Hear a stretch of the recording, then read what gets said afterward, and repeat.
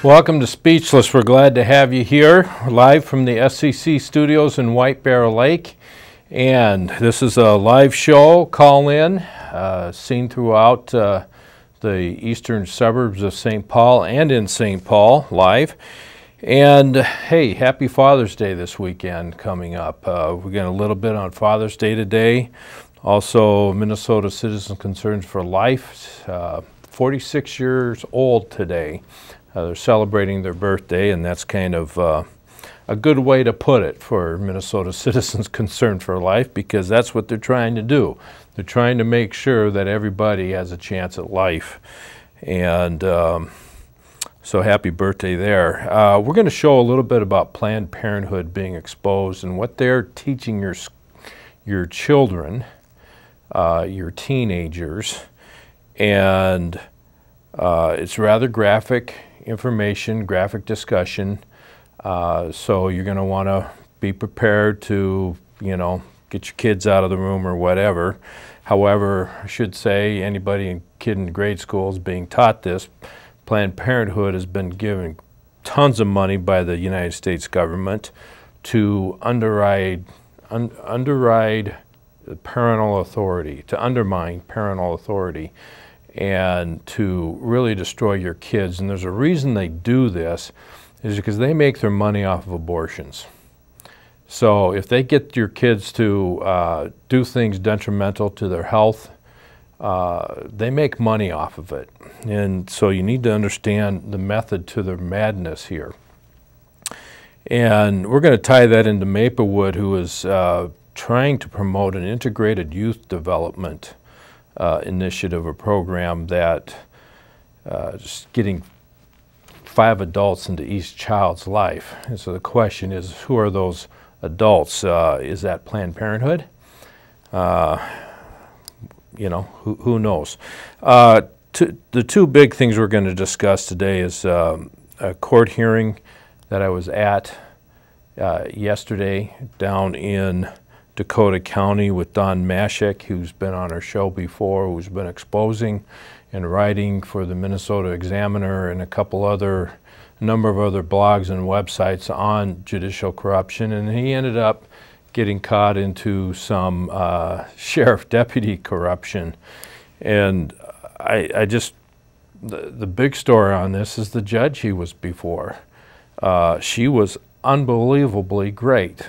I've never sat in a courtroom, and I've sat in hundreds of courtrooms, and seen a judge treat people with so much respect. Never seen it happen. And this was just amazing. So I'm going to tell you about that judge and tell you about that story.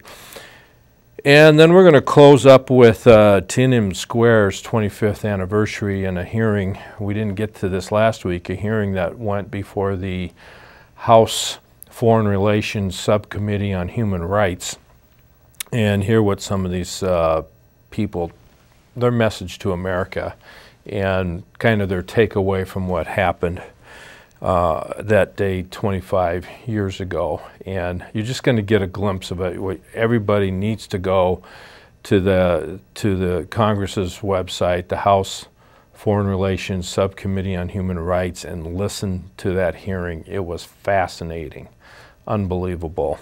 And they have a stern warning for the United States and our religious, so-called religious leaders that we have. It was, well, you know, you watch it, you're going to have to decide where you fit into that category, what kind of person you are. You're going to defend human rights, and that's religious liberties. The abortion policy in China that kills so many women, just devastates women. Of course, the feminist terrorists don't care, which I define feminism as terrorism. They won't stand up against this abortion that's going on in China that targets women. That's just the hypocrisy. Of course, feminism is about destroying families. It's not about equal rights for women. It's about a socialistic, communistic agenda to destroy families. That's the bottom line. Thus, you need to destroy men in that process. So that's kind of what this show's going to be about, and we'll tie it all together here. Yeah, but first, you know, when commercials come along, and this is a commercial that builds up fatherhood, builds up the family. You know what, I'm going to start playing more of these commercials, but since Father's Day's coming up here, Dove had a commercial that said nothing about their product, but said a lot about fathers. So let's watch this. Oh, they're not ready. Let's watch this commercial.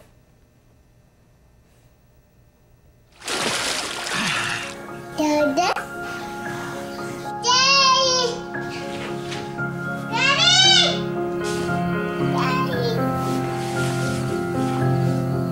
Dad? Dad? Daddy.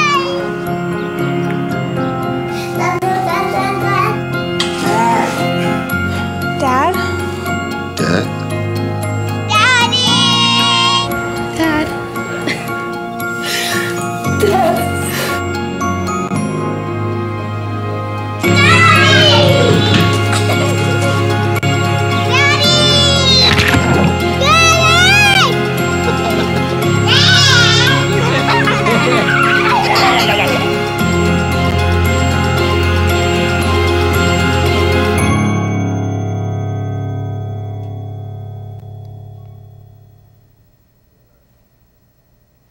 Yes, and it is time we celebrate dads, and dads get beat up on quite a bit, but you got to realize there's just millions and millions of great, fantastic dads out there. There are bad dads, absolutely, but the majority of dads are fantastic and are doing what needs to be done to keep their family together and to raise their children with good values.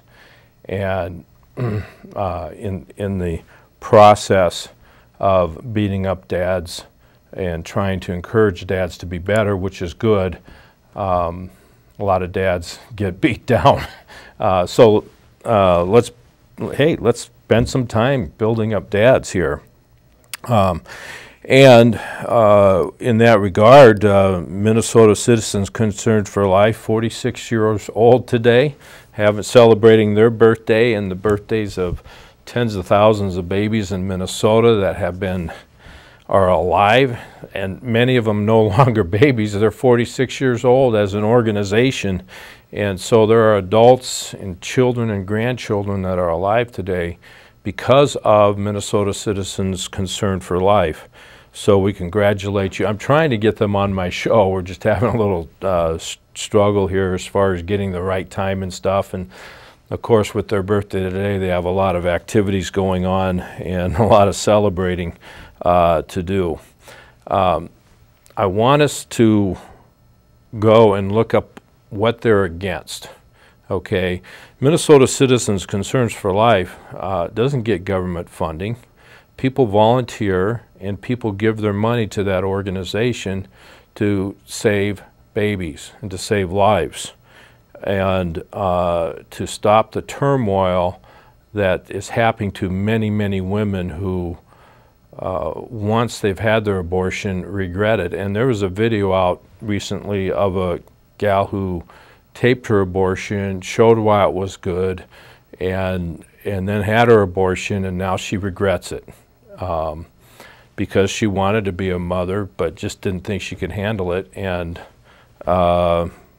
she realized it was the wrong decision to make because there's other options than abortion. There's adoption or keeping your child, and you'll make it. There's too many people out there wanting to help you make it and that child makes it.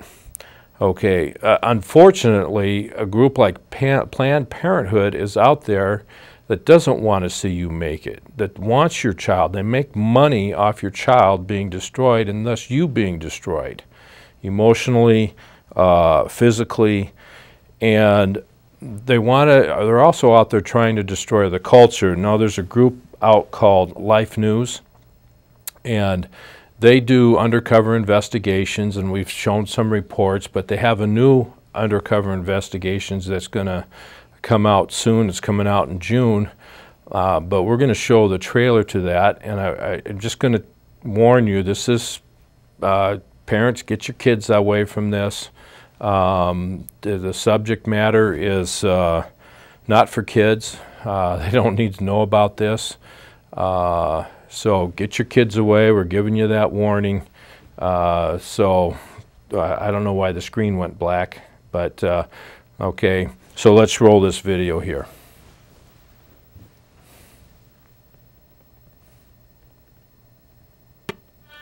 For some, the world of ropes It's a whip that's like about this long. and paddles Some people like pain with sex. and high-priced kink classes I wouldn't say abuse because it's consensual. are changing the definition of romance.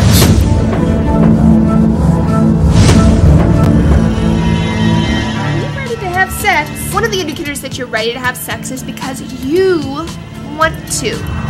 The motto at Planned Parenthood seems to be sex with no strings attached. Teens are told that they can have sex whenever, however, and with whomever, as long as it's contracepted. In the name of safer sex, the business receives around $500 million in taxpayer funding for its programs every year, including those targeted at teens. And under Obamacare, every year another $75 million will be spent on so-called teen sex education, with undisclosed figures already designated to Planned Parenthood. But does Planned Parenthood's sexual agenda actually endanger our kids? This is my sexuality vlog series that I'm doing in partnership with Planned Parenthood of Northern New England. Today I want to talk about what BDSM is. BDSM stands for bondage and discipline, domination and submission, sadism and masochism. Sadism and masochism refer to people's relationship with pain. Sadists like to inflict pain and masochists like to receive. Using a yes, no, maybe chart can be helpful to identify where each of you stands. People across the spectrum with various backgrounds participate in BDSM. In previous undercover investigations, Live Action exposed Planned Parenthood's nationwide cover-up of child sexual abuse and child sex trafficking. I don't care how old he is. He might be 30. Okay. I didn't hear the age. I don't want to know the age. It could be reported as rape. We're involved in sex work, all right? Some of them are young, they're kind of like, something like 15, 14. You never got this from me, just to make all of our lives easier. Okay. If they're 14 and under, Yeah. just send them right there if they need an abortion. Okay. In a new undercover investigation, Live Action discovers just how far Planned Parenthood will go in pursuit of its dangerous sexual ideology. You look like you're how old? 15. 15. Okay. Have you guys ever went to a sex shop together? People have different types of fetishes. Kinky, sex, dominatrix stuff. It's very popular. The dominatrix. Okay. Some people like pain with sex. With the handcuffs and the rope. Really? Using toys, handcuffs. Some whipping or, some asphyxiation. Some people like being spanked or hit. Oh, really? Or whipped. You can gag them with them. Get spanked with the whip. Welts across the back. And maybe some blood. Patients will sometimes come in with rope burns or markings on their breasts from like clamps. And again, if it's consensual, It's it's okay. Bondage type thing. If you're gagged or something, you're tied to a bed or tied to a tree. Or it just depends what type of pain you can take. It's totally okay. It'll feel good to you.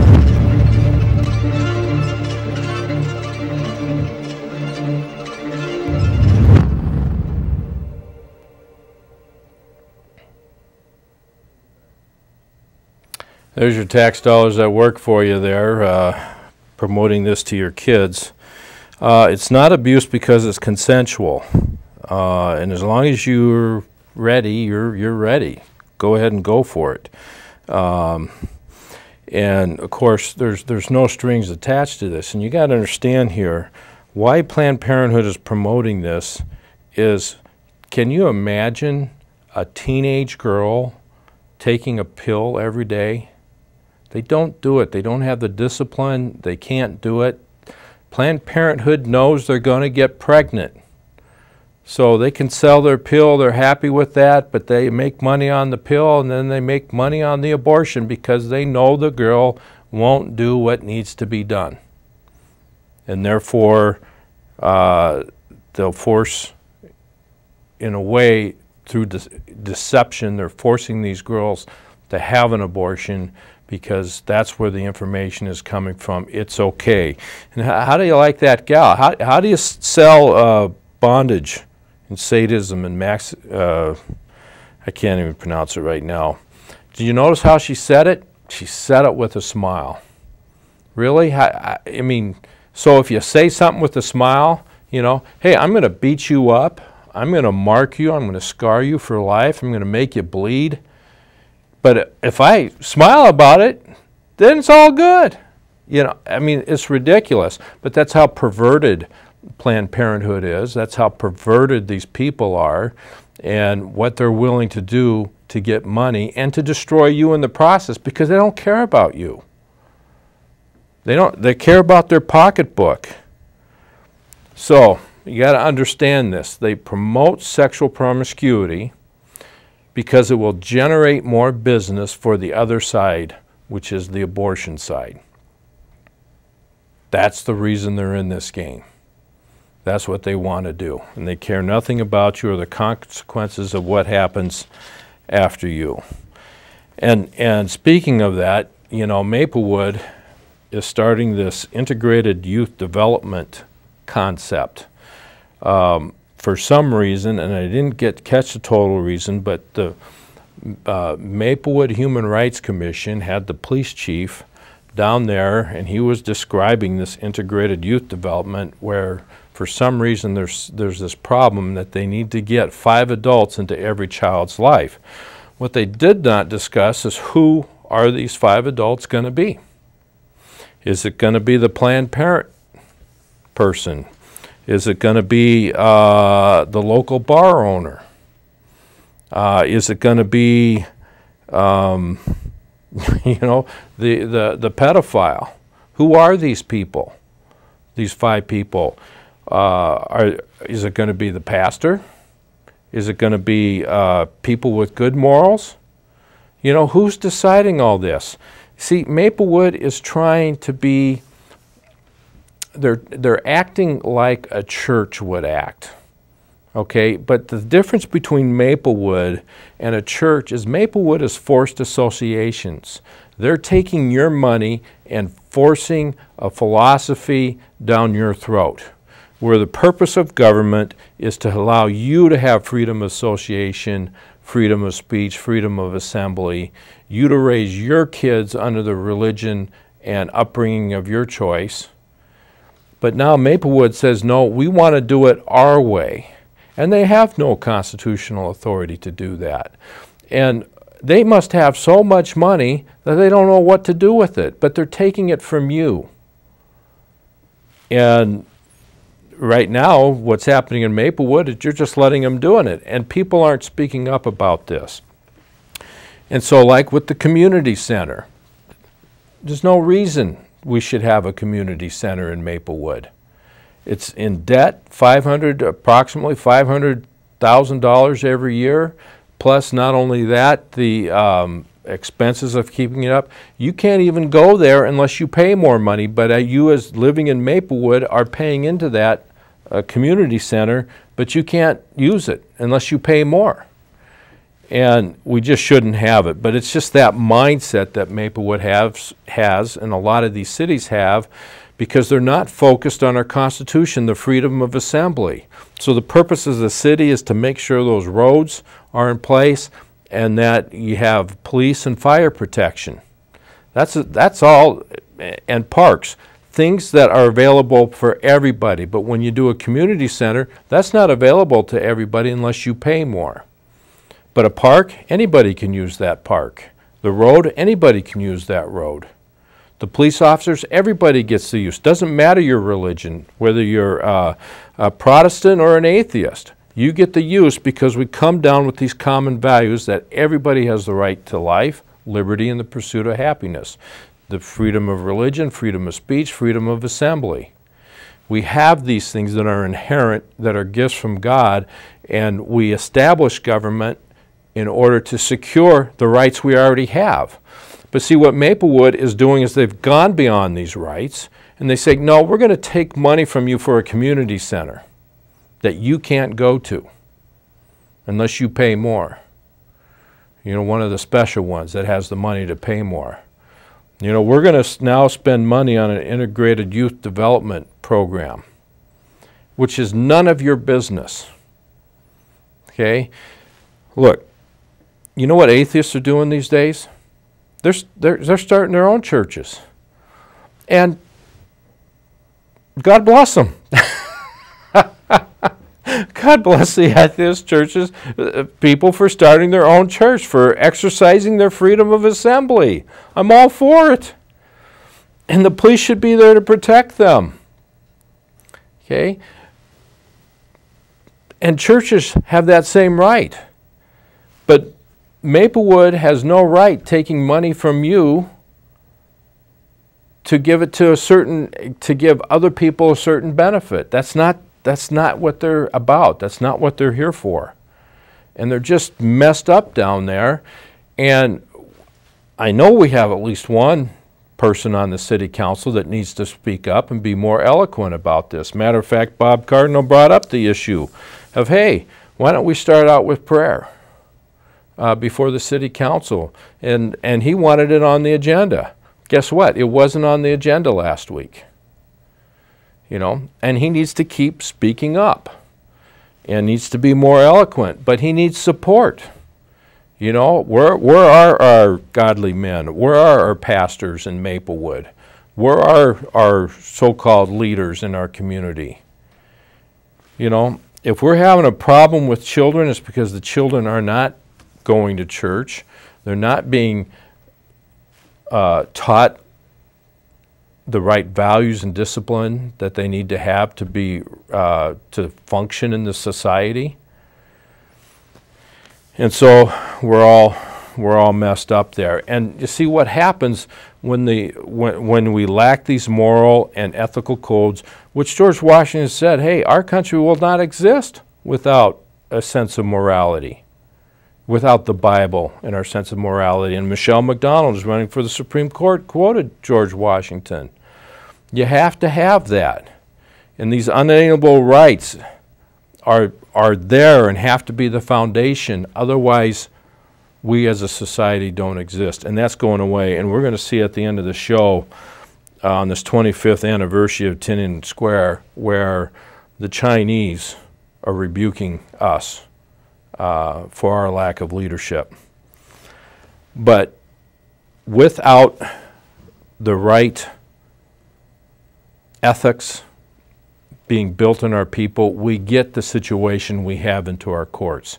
We get these narcissistic judges where the courtroom's all about them. They're not there to promote justice and to understand what people's liberties are.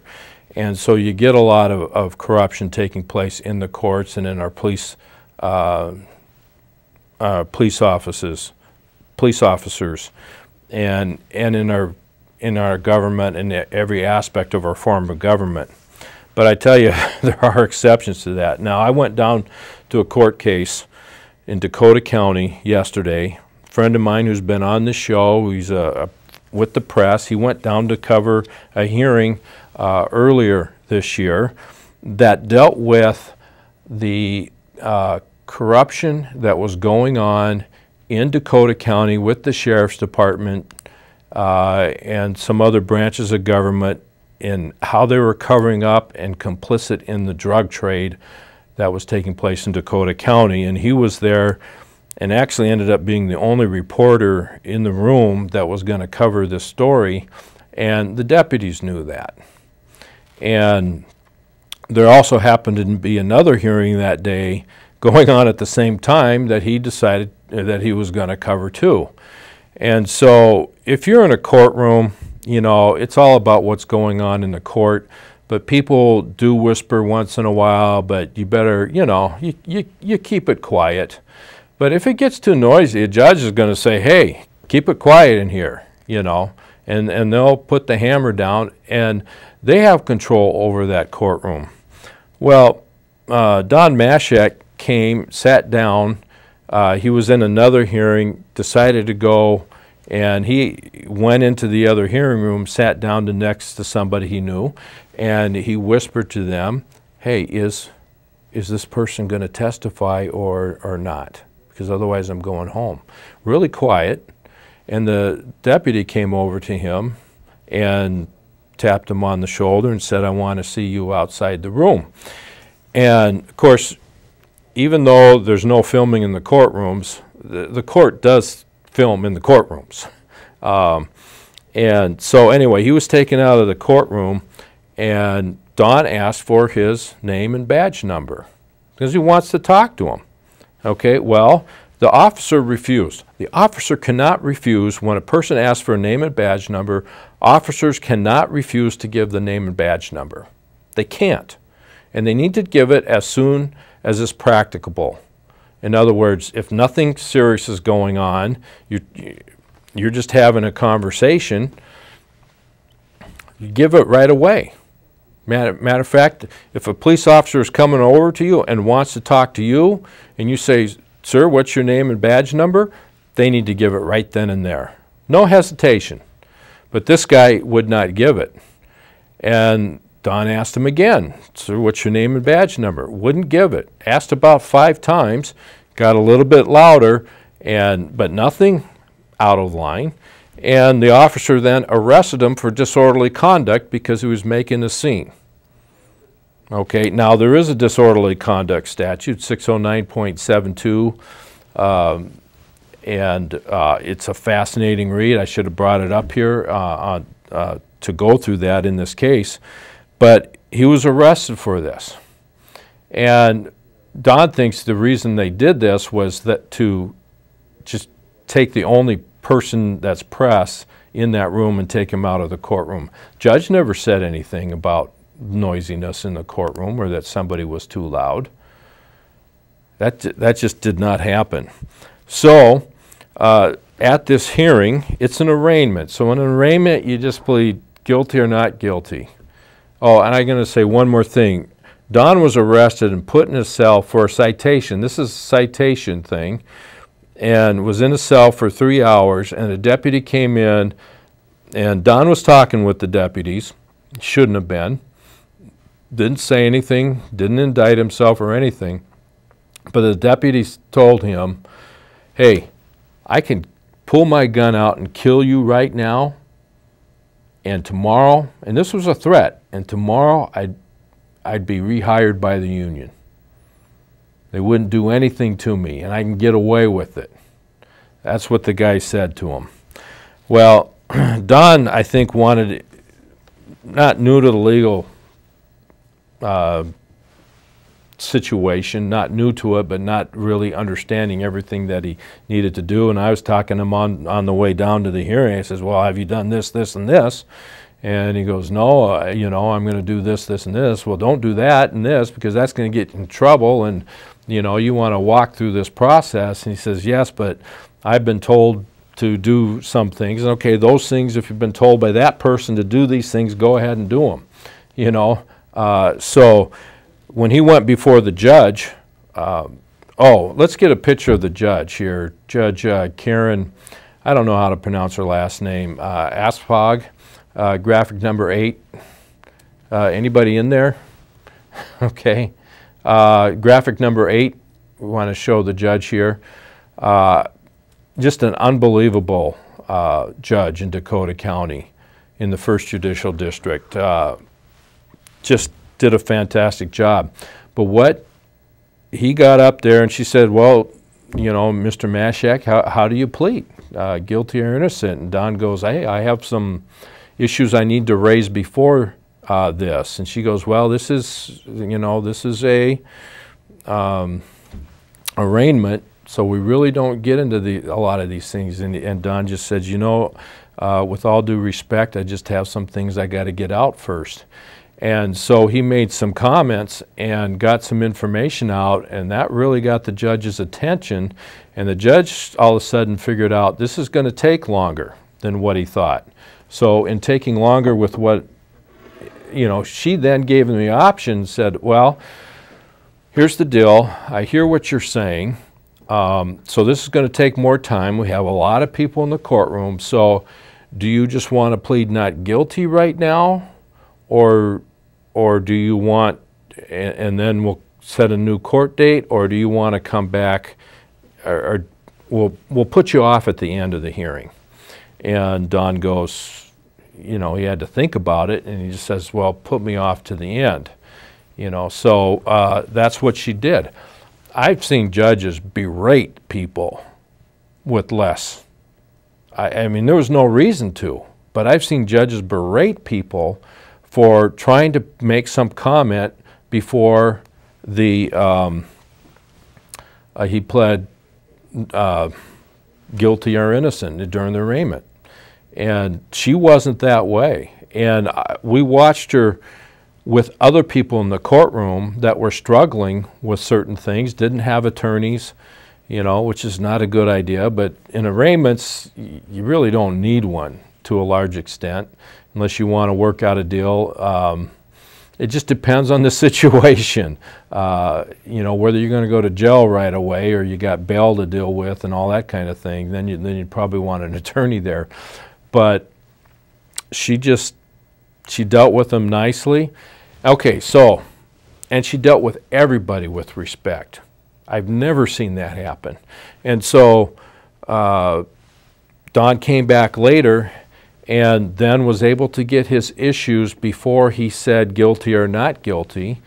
And one of the issues was Don was arrested in the courthouse, yet it was the Hastings city attorney who was charging and being the prosecutor in this case. So that's interesting right there. Why wasn't it the county attorney prosecuting this? Well, see, I think there's a conflict of interest. We don't know the real reason, but the judge made notice of this. Well, so the city's prosecuting this. And then the judge figured out, oh, this happened in the county.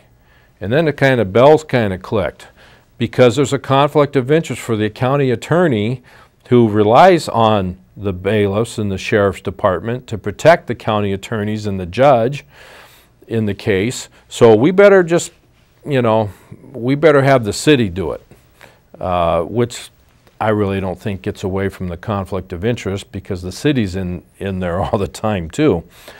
So, and then Don brings up another issue and says, Your Honor, I got a motion to dismiss here before I make an arraignment. Well, of course, motions to dismiss, they're done after the arraignments, okay?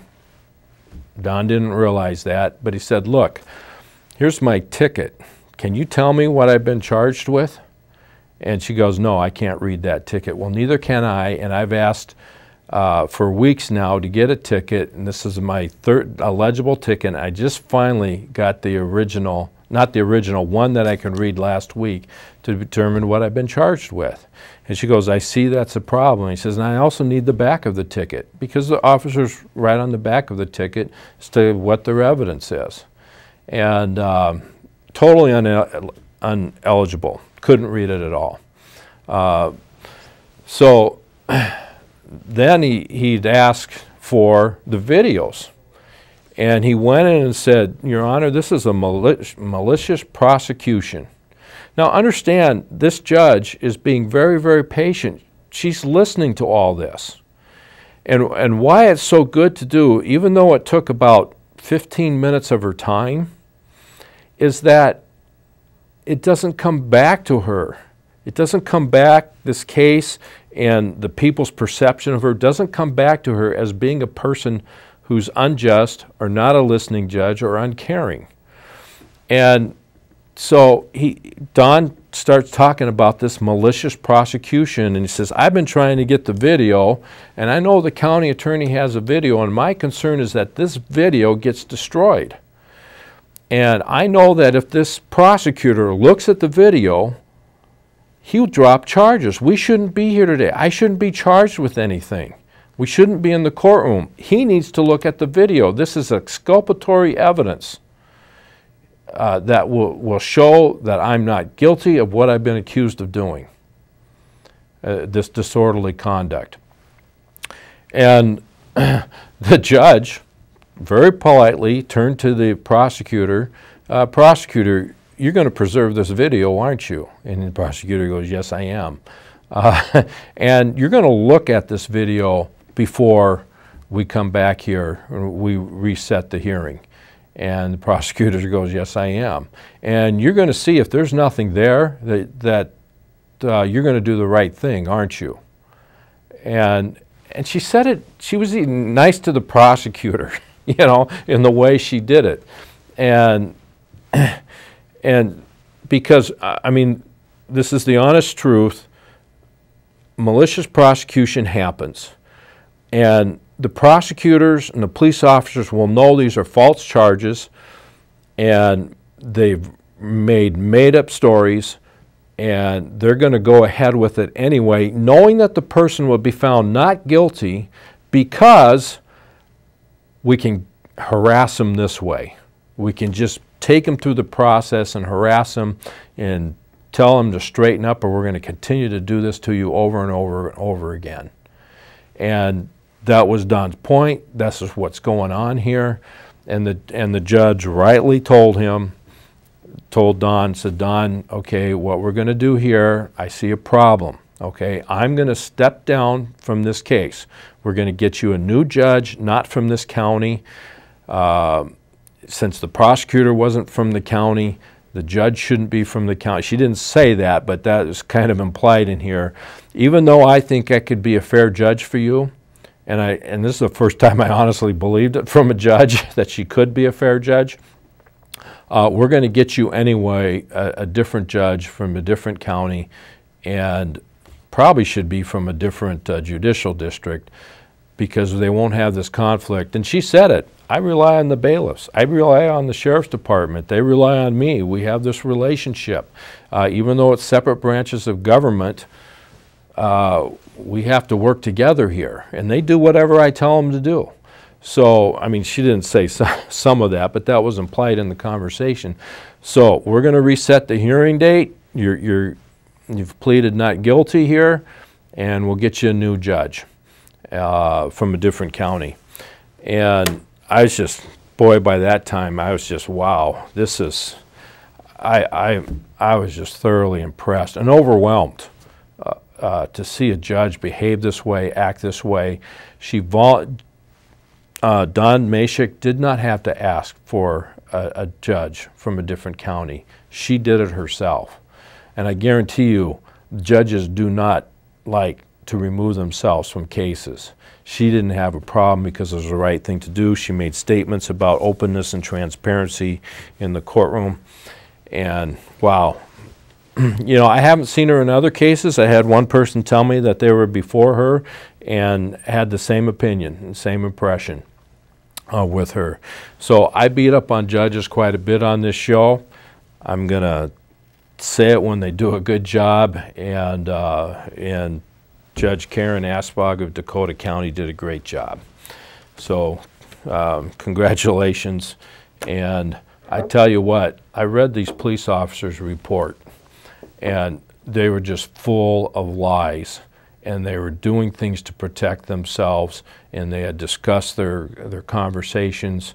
And of course you have this one bailiff say, I'm going to shoot you, I could shoot you, implying that I can shoot you and it'd be covered up. And now I don't know if these videos will have audio to them, but here's the thing. If the video is destroyed, the charges are going to be dropped. Okay. If the video is not destroyed, the charges may be dropped. Anyway, you know, because the evidence will be overwhelming. And the other option is, of course, if the videos aren't destroyed, they go along with the hearing, and also Don then brings a lawsuit against the sheriff's department for violating his civil rights. We'll see what takes place in this hearing. Okay, but it all goes down to character, bringing it back to the beginning of the show, character and having moral values that should be built into all our society, but we're human. And every one of us is human. We're not good. We've done bad things, every single one of us. And we need to realize that that's what we do, and then we need to change our ways and do everything we can to change our ways and admit when we mess up, and then move on from that.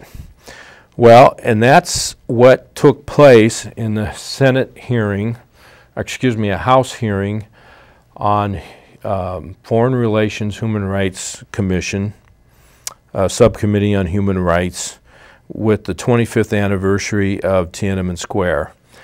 You got to watch these people testify. We're not going to have the whole thing, but I want you to hear this Chia Ling, who was and a little bit of what she went through when she was part of this demonstration at Tiananmen Square, and it's fascinating. So let's hear what she has to say.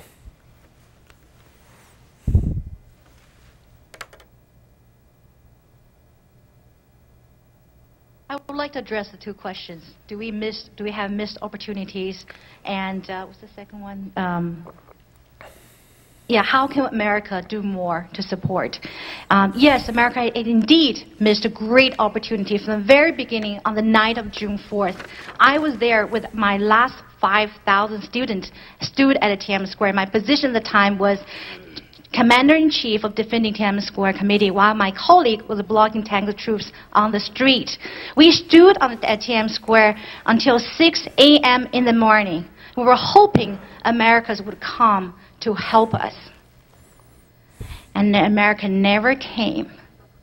I was heartbroken after 10 months in hiding, after spending 105 hours in a cargo box until I was able to finally come to America. The first thing I did is come to Congressman Christmas, your hearing, and I asked, why is America? I did not get that answer. Later on, when the former ambassador to China, James Lilly, came back, I went to see him. I said, sir, why? Why America did not come? And he said, off the record, they do not care. I was heartbroken. But that was the unfortunate truth, because at the time, President George Herbert Bush sent Schwarzkopf immediately after the massacre, went to visit not the people, not the victims in prison, not the victims' families, but the dictators who ordered the massacre. I visited Vice President Dan Quayle. I expressed my deep regret and disappointment. He apologized. He said, we're sorry. But that was not enough to represent who America was supposed to be. That is one nation under God.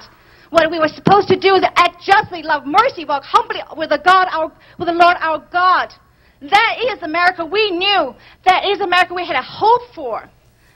That has not been the America I knew in the past 25 years. So today is a new day. It's a different day. Start from yesterday, when Speaker Boehner and Democrat leader Nancy Pelosi and Congressman Christmas, you came together. You came together to represent this great, amazing nation, to support those who struggle and fight for freedom, who has not given up our hope. But the most beautiful thing is, even though America has not come, God had came to America. God had came to each one of us. Give us this undying, unshaking hope. Mr. Pitteger, I love what you just said, your belief. I would encourage you all, speak about your belief to the Chinese and to Americans. I do not understand America's First Amendment to prohibit the government to promote a religion, but also said it should not prohibit any religion. I came to America for 19 years. I never heard God from the schools. I went to Princeton, Harvard. I went to entrepreneurship, Wall Street, consulting firms. I came to Congress. I read media reports. I have rarely heard about God and really heard about Jesus, I had to come to faith through my story of Heavenly Man, a Chinese house church leader who was persecuted in China over and over again. And because of the faith, God has done amazing miracles. He was second time in prison. He fasted for food and water for 74 days. God did not allow him to die, but restored him to life. The third time he was in prison, his 2 legs was broken. And he cried out to Jesus saying, you want me to preach south, preach west. How can I do that? He felt Jesus came in and said, get up and go. He got up 8 a.m. in the morning, facing all the machine guns staring at him. He walked past the guard through 3 metal gates. The guard saw him but did not see him or stopped him. He came to the street. A cab driver came to him saying, where do you want to go? He said, I was given this address in my dream. Go there. By the time he got to that place, the brother and sister saying, brother, you and the Lord gave us the news that you will be coming here. We shall prepare a hiding place for you, and let's go there. And within half an hour, he was escorted from prison into a safe house. When he sat down to eat his breakfast, he realized his legs were healed. That was the moment I realized this God is a God I have been searching all my life. I was a Buddhist when I was being rescued by those courageous Buddhist people in China that risked their own life to save mine, because they believe to save lives about all costs. They don't even want to kill mosquitoes. That's why they risk their lives to save me. They become first 2 people expanding to 200 people network. But during this 10 months intense search and hiding great reward out there for my head, none of these families betrayed me. And so I thought I was a Buddhist until that day. I was witnessed by Jesus. I started asking questions. What is your Jesus similar, different to my Buddha? I finally was given a chance to know this God and walk with God. And I do encourage all of American leaders to exercise your freedom of speech and freedom of religion, and to not only share your faith, but also walk out your faith with your policies, with your decisions, and with your support. Thank you. God bless you, my sister. I'm honored to be called your brother in Christ, and I apologize for how we have gravely disappointed you and many other believers. I hope we can do better. Thank you so much. I'm also a sinner, so I forgive the American leaders, and just as I have forgiven the leaders of China and the police and the soldiers who killed us. But with God, we have a hope. I have hope for truth and reconciliation one day. I hear your spirit, and I sense that from Major Xiong, of his spirit of forgiveness and understanding of those who wrongfully hurt him in the past as well. Thank you. Thank you. Thank you. Thank you, brother. Well, I'm pretty sure there's no Buddhists in Minnesota. Of course there are, but that was relating to the mosquito comment. She said that Buddhists wouldn't kill mosquitoes. Of course, we do that, and people have jobs here killing mosquitoes. But what a powerful message. And in her earlier testimony, which we did not see, she showed a picture of what they do to women in China that are having the second, third, fourth baby with these forced abortions. And they force these women to have an abortion. They take the baby out, and then they make the mother lay next to the aborted baby, and they keep that baby there dead on that bed. And of course it's a baby, it's not a fetus, it's not, of course fetus means little one in Latin, so it's the same word for baby, but you know, that's how Planned Parenthood and the ilk try to deceive people. They leave that dead baby on that bed with that mother for quite a while as punishment, because they know it's a baby, and that's all it would ever be. And she showed a picture of that, but that was what part of the Tiananmen Square uprising was about, the way China treats women. And of course the feminist terrorists here could care less about that. And what she heard about America was, because we have these documents that promote freedom of religion and freedom of association, that she was hoping that America would be there when they stood up, and of course we weren't. And of course she did not understand the dynamics of our own country, that we have our own communists here in the United States. The Planned Parenthood, who of course started out with the American Nazi movement, which changed to American eugenics, which changed to forced sterilization, to birth control, to Planned Parenthood. Yeah, you just change the name. It's the same thing where they're doing with this education, from Race to the Top, and now Common Core. I forget all the names, but they've had 20 different names for this national socialistic one education system for all people program, which is what you're getting with Common Core. And of course Common Core is doing the same thing in an alliance with Planned Parenthood to teach about promiscuity in sexuality for our kids, so that our kids end up abusing themselves and saying that sodomy is okay, and you know, just go out and do what you want if you want to do it. And so with Planned Parenthood being, I mean, it's all tied in together, and that's the same part, and I got to do more research, but integrated youth development that Maplewood is trying to push is going to be all part of that picture. And, you know, they're going to turn the children against their parents. If the parents have values and speak against Planned Parenthood or the Common Core curriculum or sodomy or homosexuality. Of course, I'll be up on their target list because that's exactly what we're doing here.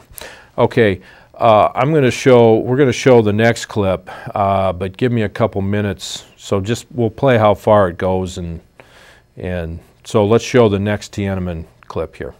And I'm very grateful to be a U.S. citizen.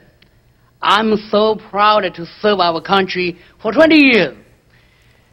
However, by God's grace and with your help, someday I still have my dream to come back to China, fight for democracy, human rights, and the freedom. Of course, we trust in God. For answering your question, the first question I remember is what we can do for helping the Chinese house church and other religious group. What we can do, we can do a lot of things. When you have voice, you have authority, and you really have a wonderful influence on China, even that bad government, they pay attention to you. And when you say one word, the prisoner in jail, they get a little bit better, the condition. So we can do. Concretely, I have some suggestion for all of you. You know, in China right now, even the communists still persecute any religious group, but by God's grace, a lot of people, they know the real creator is not the Communist Party, is not the political party, is the creator of the people. So more and more people, they turn to God. So yes, Congress can do, first, continue to pay attention to those who are persecuted. And I think maybe we can give a little bit more visa to those ministers, the religious leaders. It's a little bit easier to come to USA, visit this country, and get a formal religious or theological training or study. That is really good. Of course, we still pay more attention to those who are persecuted right now in jail. That is, we can do a lot of things. I can say, when you say one word here, oh, that's a lot of influence, good influence on the world. That's the first question. The second question I remember, you asked me my personal experience. Of course, when I was put in jail, the POA, they hit me. It was an AK-47 and hit my back. Good thing is in that moment, the whole world, the USA, pay attention to the prisoners, the students in jail. So relatively, it's much, much better than if you do not pay attention. I know some case right now when we do not pay attention, their prison condition is horrible. Physical abuse, physical torture. This is a huge statement, especially with what is going on in the some of these Muslim countries where there's one lady whose husband is an American citizen. She just gave birth. They're going to kill her because she's a Christian, and we're being silent. The person in Iran that's a U.S. citizen that's in jail, because we are silent, they persecute the U.S. citizen and the Christian. It's very important, and you hear it from them, the influence we have in these other countries, that if we say something as a country, the child, the person in prison, they get better, that lifts their spirits. They hear about it. They find out. The message gets to them that, hey, somebody's watching them, but also these countries goes, wow, somebody's watching us. And frankly, right now, Obama is doing exactly the opposite. He is not standing up for the U.S. citizen. He's, you know, whether you like it or not, he's protecting the military man who was a prisoner of war, but won't step out and use the influence for those Christians, U.S. citizens, that are in captivity in other parts of the world, and he won't help out on that and say something. And just the word spoken is huge. All he has to say, get them out right now. And that's not happening.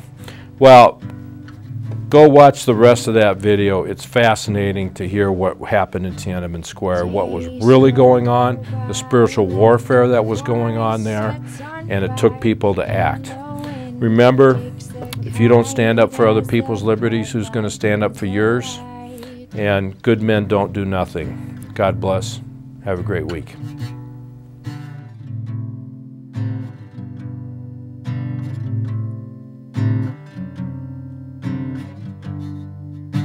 You said to me that you wouldn't leave, but now I see that you're long gone.